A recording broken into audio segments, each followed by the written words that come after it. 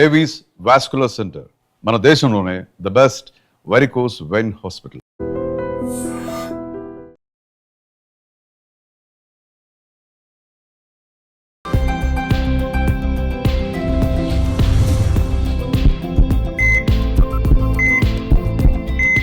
నమస్తే, welcome to healthy conversations with IT media. మీ ఛాన్సీ. సో ఈరోజు మనం డాక్టర్ హర్ష గారితో ఉన్నాము, సీనియర్ యూరాలజిస్ట్, రోబోటిక్ సర్జన్ కూడా. మరి కంపేర్ చేసుకుంటే కన్వెన్షనల్ అంటే ఓపెన్ సర్జరీస్కి అలాగే రోబోటిక్ సర్జరీస్ విషయంలో చాలా మందికి చాలా డౌట్స్ ఉన్నాయి. రోబోట్ సర్జరీ చేస్తుందా, అసలు అది సేఫ్ మెథడ్స్ ఏనా, ఎంతవరకు రికవరీ రేట్ అనేది ఉంటుంది, సక్సెస్ రేట్ ఎంత ఉంటుంది అని చెప్పి, సో మీ అందరి డౌట్స్ని తీర్చే ప్రయత్నం ఇది. నమస్తే సార్. హలో, ఎలా ఉన్నారు? I'm good madam, thank you. So robotic surgeries అనేవి ప్రతి రంగంలో జరుగుతున్నాయి. అంటే మీన్స్ మీరు ఇందాక అన్నట్టుగా ఒక బేబీని డెలివరీ చేసే ప్రాసెస్ ఎక్సెప్ట్ చేస్తే అన్ని సర్జరీస్ రోబోటిక్ సర్జరీస్ జరుగుతున్నాయి. నిజంగా ఒక రోబో సర్జరీ చేస్తుందా, లేకపోతే మీరు మీ సర్విలెన్స్లో జరుగుతుందా? ఏం జరుగుతుంది అసలు రోబోటిక్ సర్జరీ అంటే? ఓకే, ఇప్పుడు రోబో అనేది అదొక మెషిన్. ఓకే, ఇప్పుడు అది కూడా యాక్చువల్గా it's just an extension of laparoscopy surgery. Laparoscopy surgery చాలా మంది తెలుసు, అంటే ఊళ్ళల్లో కావచ్చు, ఎక్కడ కావచ్చు, uterus surgeries, gall bladder surgeries, appendix, తర్వాత హర్నియా సర్జరీస్ లాప్రోస్కోపీలో చాలా కాలంగా చేస్తున్నారు. దాని నెక్స్ట్ ఎక్స్టెన్షన్, దాని తర్వాత ఇంకొక నెక్స్ట్ అడ్వాన్స్మెంట్ వచ్చేసి రోబోటిక్. ఓకే, సో ల్యాబ్లో వాడే పద్ధతినే మేము రోబోలో వాడుతూ ఇంకొక అడ్వాన్స్మెంట్తోని మచ్ మోర్ కంఫర్ట్, చాలా కంఫర్ట్తో మేము చేయగలుగుతున్నాం. That is robotic surgery. So ఇప్పుడు అందరికి ఉండే అనుమానం ఏంటి, మీరు ఇందాక అన్నట్టుగా రోబో సర్జరీ చేస్తుందా, అసలు డాక్టర్ ఉంటారా? అది ఎప్పటికీ జరిగిన పని. ఎప్పుడు కూడా ఒక రోబో అనేది ఒక మనిషి ప్రజెన్స్ లేకుండా సర్జరీ ఎప్పటికీ జరగదు, రాసి పెట్టుకోండి. రోబో అనే ఒక టెక్నాలజీని మేము ఉపయోగించి మేము ఇంతవరకు చేయగలిగే సర్జరీస్ని ఇంకా ప్రిసైజ్గా, ఇంకా సేఫ్గా, ఇంకా కంఫర్ట్తో చేయగలుగుతున్నాం. సో దీని విషయానికి వస్తే కరెక్ట్గా రోబోటిక్ సర్జరీలో ఆ రోబోకి రెండు పార్ట్స్ ఉంటాయి. ఒకటి పేషెంట్ సైడ్ కార్ట్ అంటాం. ఓకే, అంటే అదొక డాకింగ్ మెషిన్. అది కరెక్ట్ పేషెంట్ పక్కన ఉంటుంది. పేషెంట్ ఆపరేషన్ టేబుల్ మీదే ఉంటారు. సర్జన్ పేషెంట్ పక్కన ఉండడు. సర్జన్ అదే రూమ్లో కావచ్చు, పక్క రూమ్లో కావచ్చు, కన్సోల్ మీద ఉంటాడు. కన్సోల్ అంటే అది ఇంకొక మెషిన్, అందులో మానిటర్ ఉంటుంది. తర్వాత డాక్టర్కి ఇది ఒక 3D విజన్ ఉంటుంది సర్జన్కి. అండ్ వేళ్లతో కాళ్ళతో మనం ఒక కార్ నడుపుతున్నట్టుగా కొన్ని కంట్రోల్స్ ఉంటాయి. ఆ కంట్రోల్స్ని డాక్టర్ ఇక్కడ కంట్రోల్ చేస్తూ పేషెంట్ బాడీ మీద ఆపరేట్ చేస్తాడు. సో రోబో సహాయంతో ఒక సర్జనే చేసే ఆపరేషన్ అనమాట. సో ఈవెన్చువల్గా డాక్టర్ హాస్పిటల్లోనే ఉంటాడు, డాక్టర్ ఆపరేషన్ థియేటర్ రూమ్లోనే ఉంటాడు, డాక్టరే ఆపరేషన్ చేస్తాడు, అంటే ఒక మనిషే ఆపరేషన్ చేస్తాడు. బట్ ఒక రోబో సహాయంతో చేయడం వల్ల ఏమవుతుందంటే ఓపెన్ సర్జరీలో కావచ్చు, లాప్రోస్కోపీ సర్జరీలో కావచ్చు, అందులో చేసే సర్జరీస్ని ఇంకా ప్రిసైజ్గా, ఇంకా క్షుణ్ణంగా, ఎలాంటి చేతిలో ట్రెమర్స్ లేకుండా. అంటే ఇప్పుడు ఈ మాట చెప్తున్నాను, లాప్రోస్కోపీ సర్జరీలో చేతిలో కొద్ది ట్రెమర్స్ వస్తాయి.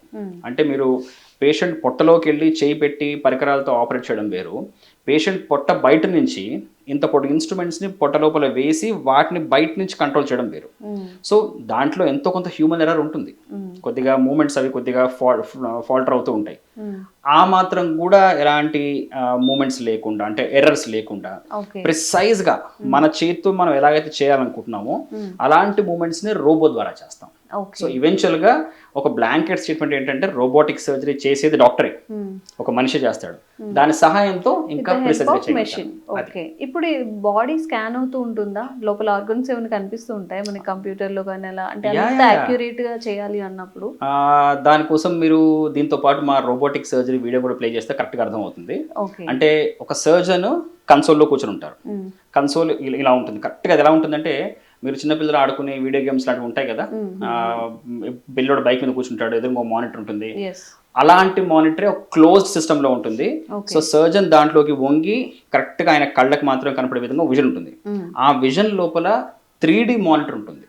సో బాడీ లోపల మనం ఒక కెమెరా పంపిస్తాం.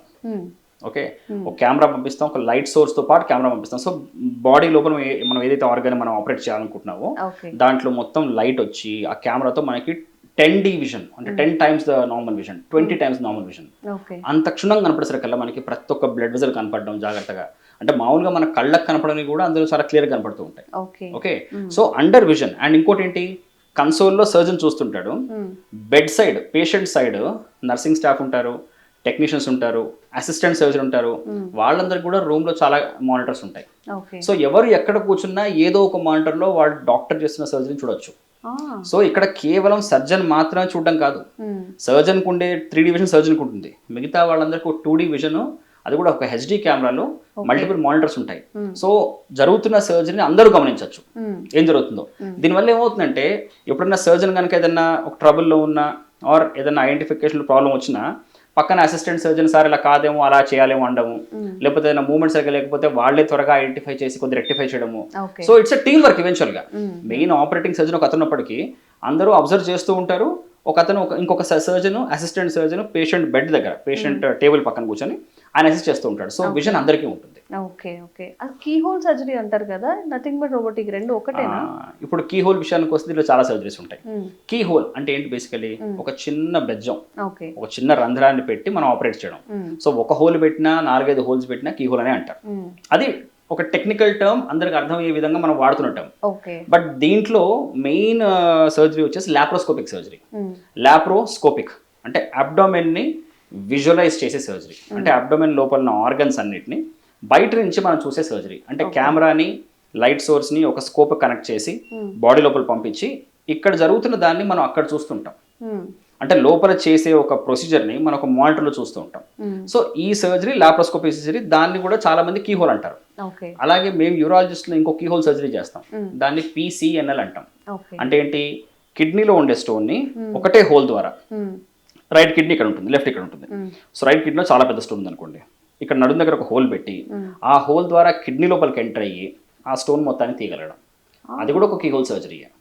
అంటే అలాంటి ఒక హోల్ పెట్టి చేసే సర్జరీ దేనైనా కానీ కామన్ పీపుల్కి అర్థమయ్యే విధంగా మనం కీ హోల్ సర్జరీ అంటాం. దాంట్లో ఒక మేజర్ రకం లాప్రోస్కోపీ సర్జరీ, దీని extension robotic surgery. Okay okay. So అసలు ఏమేమి సర్జరీస్ చేయొచ్చు? ఇప్పుడు మీరు యూరాలజిస్ట్ కాబట్టి ఇక్కడ యూరాలజీకి సంబంధించిన ఆపరేషన్స్ ఏముంటాయి?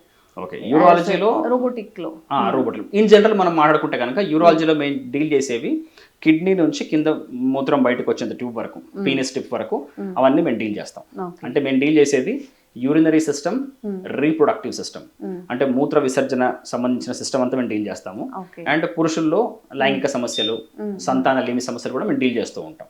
సో వీటిలో మేము చాలా వరకు చేసే surgeries kidney stones and prostate సమస్యలు. ఇవైతే అసలు హోల్ లాంటివి ఏమి కూడా అవసరం పడకుండా మూత్రం వెళ్ళే ద్వారా నుంచే 70-80% అయిపోతుంటాయి. ఇవి కాకుండా మేము చాలా వరకు క్యాన్సర్స్ చేస్తూ ఉంటాం. యూరలాజికల్ క్యాన్సర్స్ అదొక సెపరేట్ సబ్ డివిజన్. అది దాని కిందకి ఏం వస్తాయి? కిడ్నీ క్యాన్సర్ రావచ్చు, కిడ్నీ నుంచి కిందికి వచ్చే ట్యూబ్ ఉంటుంది, యురేటర్ అంటాం, యురేటర్లో క్యాన్సర్స్ కావచ్చు, మూత్రాశయం అంటాం, మూత్ర సంచి, యూరినరీ బ్లాడర్, దాంట్లో క్యాన్సర్లు కావచ్చు, ప్రాస్టేట్ క్యాన్సర్ కావచ్చు. ఇది కాకుండా మేము టెస్టికులర్ క్యాన్సర్స్ కూడా చేస్తాం, అంటే వరబీజాల్లో ఉండే క్యాన్సర్లు. పురుషాంగంలో క్యాన్సర్ మేము డీల్ చేస్తుంటాం. పురుషాంగంలో వచ్చే క్యాన్సర్లకి, అంగం పైన వచ్చే క్యాన్సర్లకి రోబోటిక్ లాప్రోస్కోపీ అవసరం పడదు. కానీ వీటిలో కనుక మేము ఒక లింఫ్ నోడ్ డిసెక్షన్, అంటే కొన్ని గ్రంథులు ఉంటాయి చిన్న చిన్నవి, వాటిని తీయాలనుకున్నప్పుడు మళ్ళీ మాకు రోబో అవసరం పడుతుంది. మళ్ళీ కిడ్నీ ట్యూమర్స్లో ముఖ్యంగా చెప్పాలంటే కనుక పార్షియల్ నెఫ్రెక్టమీ అంటాం. అంటే ఫర్ సపోజ్ ఒక 9 సెంటీమీటర్స్ నార్మల్ కిడ్నీ ఉంది, దాంట్లో ఒక 4 సెంటీమీటర్స్ ట్యూమర్ ఉంది. కిడ్నీ మొత్తం తీయడం అవసరం లేదు కదా, ట్యూమర్ని మాత్రమే తీయగలిగితే మిగతా కిడ్నీ మొత్తం మనం కాపాడొచ్చు కదా. సో ఆ సర్జరీ మనం పార్షియల్ నెఫ్రెక్టమీ అంటాం. So robotic surgery, laparoscopy surgery ద్వారా ఏమవుతుందంటే ఆ పార్షియల్ నెఫ్రెక్టమీని అసలు పెద్ద కోత లేకుండా మనం బాడీలోకి ఈ ఇన్స్ట్రుమెంట్స్ మొత్తం కిడ్నీ తీసేయాల్సి వస్తుందా? లేదు, ఓపెన్ లో కూడా మనం పార్షియల్ చేయొచ్చు. బట్ అదే సర్జరీని ఇంత పెద్ద కోత వేసి చేయాలి. ఇప్పుడు కిడ్నీ ఇక్కడ ఉంటుంది కదా, సో ఇక్కడ నుంచి ఇక్కడ దాకా కనీసం ఒక 15-20 సెంటీమీటర్స్ ఇన్సిషన్ ఇచ్చి బాడీ లోపలికి వెళ్ళి ఆ సర్జరీ ప్రిసైజ్ గా చేయొచ్చు. అఫ్ కోర్స్ ఒక్కోసారి పేషెంట్ కనుక రోబోటిక్ సర్జరీకో లాప్రోస్కోపీ సర్జరీకో ఫిట్ గా లేకపోతే, ఎందుకంటే మెయిన్ సర్జరీ చేయాలనుకోవడం వేరు, పేషెంట్ ఫిట్నెస్ వేరు. ప్రతి పేషెంట్ అలాంటి సర్జరీకి ఫిట్ గా ఉండకపోవచ్చు కూడా. అలాంటి కండిషన్స్ లో మేము కొన్నిసార్లు ఓపెన్ సర్జరీ చేస్తాం. ఇవాళకి కూడా మేము ఓపెన్ సర్జరీస్ చాలా చేస్తాం. యురెథ్రోప్లాస్టీ, మూత్రాశయంలో నుంచి బయటకు వచ్చే యూరిన్ బయటకు వచ్చే ట్యూబ్ ఉంటుంది, మూత్ర నాళం అంటాం, యురెథ్రా అంటాం. దాంట్లో పుడుకలు చాలా కామన్. సో ఆ యురెథ్రోప్లాస్టీ సర్జరీ మేము ఓపెన్ గానే చేస్తాం. దానికి లాప్రోస్కోపీ, రోబో అవసరం లేదు. ఓకే, సో ఈ క్యాన్సర్ సర్జరీస్ ఏవైతే ఉన్నాయో, ఓకే, సో మనం మళ్ళీ మాట్లాడుకుంటే పార్షల్ నెఫ్రెక్టమీ, కిడ్నీలోంచి ఒక ట్యూమర్ మాత్రమే తీసి మిగతా కిడ్నీ మొత్తాన్ని కాపాడగలిగే సర్జరీ. ఓకే. ఓపెన్గా ఎలాగో చేసేవాళ్ళం. మీరు అన్నట్టు 15 ఇంచెస్ కనుక కట్ చేస్తే అక్కడ హెవీ బ్లడ్ లాస్ ఉండొచ్చు, రికవరీ ఛాన్సెస్ కూడా. మెయిన్గా మేడం ఇప్పుడు మనం ఓపెన్ చేసినా కానీ జాగ్రత్తగా చేస్తాం కాబట్టి బ్లడ్ లాస్ అవన్నీ తక్కువనే ఉంటాయి. ఓకే. బట్ పేషెంట్ రికవరీ చాలా టైం పడుతుంది. ఓకే. నార్మల్ లైఫ్ ఇంత పెద్ద కూత పెట్టినప్పుడు లేచి కూర్చోవడం, సరిగ్గా గాలి తీసుకోగలగడం, మళ్ళీ వాళ్ళ పనులు వాళ్ళు జాయిన్ అవ్వడం టైం పడుతుంది. ఇప్పుడు లాస్ట్ అంటే మన 4 days బ్యాక్ ఒక రోజులో మేము 2 పార్ట్నర్ ఫెటమీస్ చేసాం. ఇద్దరు ఎల్డర్లీ పేషెంట్స్. ఒక ఆయనకి 75, ఇంకో ఆయన 77. ఇద్దరికి 4.5, 4.8 సెంటీమీటర్స్ ట్యూమర్స్. కొద్దిగా హై రిస్కే. కాకపోతే ట్యూమర్ అన్న మాట రాగానే పేషెంట్స్ ఎవరు కూడా సార్ మనం వెయిట్ చేయం వద్దు సార్ అంటారు. సో వాళ్ళ ఫిట్నెస్ అని తీసుకొని మేము చేసాం. ఇద్దరు పేషెంట్స్ 2 days ఇంటికి వెళ్ళిపోయారు. ఎందుకు? ఒక 5-6 హోల్స్ పెట్టాం అంతే, కోత లేదు. ఒక 4 to 5 inches గ్యాప్లో, అంటే 4 inches గ్యాప్లో 5-6 హోల్స్ పెట్టేసి చివరి హోల్ని కొద్దిగా పెద్దగా చేసి దాన్ని ట్యూమర్ తీసాం. ఇప్పుడు ఇదే సర్జరీ కనుక ఇంత పెద్ద కోత పెట్టుంటే ఆ పెద్ద అయిన ఎల్డర్లీ ఏజ్ వల్ల, ఆయనకున్న అదర్ ప్రాబ్లమ్స్ వల్ల వూండ్ హీలింగ్ లేట్ అయ్యేదేమో, అవ్వకపోవచ్చు బట్ హీల్ లేట్ అయ్యేదేమో, పెయిన్ ఎక్కువ ఉండడం వల్ల ఆయన త్వరగా లేచి తిరగడము, ఆయన మళ్ళీ ఆయన పనికి ఆయన రిటర్న్, అంటే ఆయన పని చేసుకోకపోయినా ఆయన పనులు ఆయన చేసుకోవాలి. సో పేషెంట్కి అయినా ప్రాబ్లం ఉంటే ఆయనతో కుటుంబం మొత్తం ఒక హాల్ట్కి వచ్చేస్తుంది. సో పేషెంట్ త్వరగా రికవర్ అవుతే ఫ్యామిలీ త్వరగా రిలీవ్ అవుతుంది, మళ్ళీ ఎవరి పనులు వాళ్ళు చేసుకోవచ్చు. అండ్ మెయిన్గా ఇల్నెస్ అనేది చాలా పెద్ద మెంటల్ టెన్షన్. ఓకే. అంటే ఒక వ్యక్తికి ఒంట్లో బాగాలేదు అనేది ఆ పేషెంట్కి మాత్రమే సంబంధించిన విషయం కాదు, ఫ్యామిలీకి సంబంధించిన విషయం. కాబట్టి ఇలాంటి పెద్ద పెద్ద క్యాన్సర్ సర్జరీస్. నెక్స్ట్ మళ్ళీ ప్రాస్టేట్ క్యాన్సర్.